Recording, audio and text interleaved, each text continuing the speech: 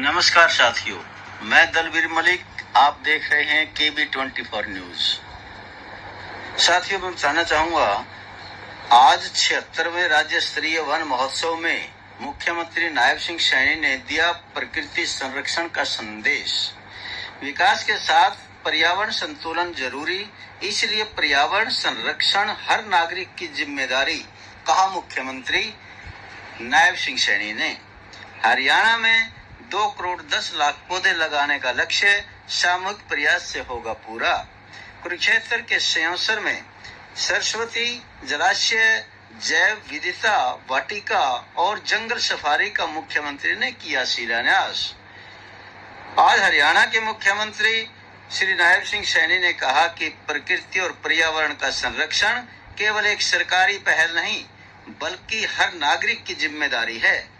आधुनिक विकास की रफ्तार के बीच हमें यह नहीं भूलना चाहिए कि जीवन का आधार वनों और पेड़ों से ही है।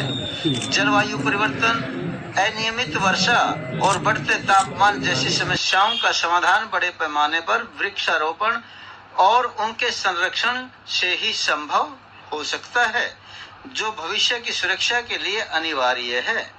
हरियाणा सरकार ने इस दिशा में कई महत्वाकांक्षी लक्ष्य निर्धारित किए हैं और विभिन्न पहलुओं व अभियानों के तहत प्रदेश में 2 करोड़ 10 लाख पौधे लगाए जाएंगे, जिसके सामूहिक प्रयासों से पूरा किया जाएगा।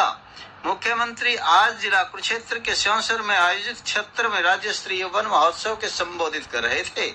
इससे पहले मुख्यमंत्री ने सरस्वती आर्द्र भूमि, जलाशय, सरस्वती पादप एवं जैव विविधता संरक्षण वाटिका और सरस्वती जंगल सफारी का किया शिलान्यास। इसके अलावा उन्होंने त्रिफला पुस्तिका का भी विमोचन किया। इस अवसर पर मुख्यमंत्री ने पौधारोपण कर पर्यावरण संरक्षण का भी संदेश दिया। समारोह के दौरान मुख्यमंत्री ने वन विभाग द्वारा तैयार हरियाणा वाइल्ड लाइफ मैप व कुरुक्षेत्र वाइल्ड लाइफ मैप तथा 5 पुस्तकों का किया विमोचन। आगे देखिए क्या कहते हैं मुख्यमंत्री और आगे की झलकियां। संकल्प इस वर्ष में हम पूरे कर देंगे। हमने सबसे पहले जो निर्णय किया, मैंने इस बात की चर्चा आप लोगों के बीच में की थी कि हमारी सरकार जब बनेगी, हम जो हमारा किडनी का पेशेंट है, जिसको हर महीने डायलिसिस कराने के लिए 30 से 35 हजार रुपया खर्चा उसका लगता था। बीमारी के कारण दिक्कत आती थी। अगर कोई वो इलाज नहीं करा पाता था, डायलिसिस नहीं करा पाता था, तो 2-3 महीने का ही उसका समय होता था। 2-3 महीने के बाद परिवार से बिछुड़ जाता था। परंतु हमने निर्णय किया, हमने अपने संकल्प पत्र में कहा कि 8 तारीख के बाद हरियाणा प्रदेश के जितने सरकारी हॉस्पिटल, हमारे मेडिकल कॉलेज और हमारी मेडिकल यूनिवर्सिटीज हैं, उन सब में ये डायलिसिस फ्री हो जाएगा और उसका लाभ आज हरियाणा प्रदेश के लोगों को मिल रहा है। आज दिक्कत नहीं है किसी व्यक्ति को, क्योंकि हमने जो कहा उसको पूरा किया है। हमने ये भी कहा था कि हमारे जो कई गांव इस प्रकार के थे कि उन्होंने अपना घर पंचायत भूमि के ऊपर बना लिया था, उसके ऊपर एक कानूनी तलवार लटकती रहती थी। कोई शिकायत कर देता था, कोर्ट में चला जाता था और कोर्ट आदेश कर देता था कि मकान को गिरा दिया जाए। व्यक्ति बड़ी पूंजी खर्च करके अपना मकान खड़ा करता था, परंतु कोर्ट का आदेश मानना पड़ता था, उस मकान को भी गिराना पड़ता था। हमने उससे भी निजात दिलाई। हमने जो संकल्प पत्र में कहा था उसको पूरा किया है।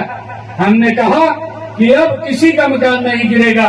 अगर किसी व्यक्ति ने पंचायत की भूमि के ऊपर अपना मकान बना रखा है, 20 साल उसको हो गए हैं, 2004 का कलेक्टर रेट लेकर के उसको मालिकाना हक देने का काम ये हमारी सरकार ने किया है, ताकि उस लिटिगेशन से उसको बचाया जा सके।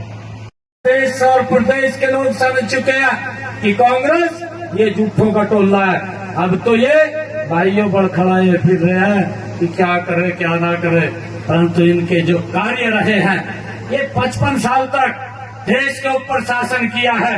55 सालों के अंदर भ्रष्टाचार के अलावा ये लोग कहीं भी इन्होंने विश्वास नहीं किया है।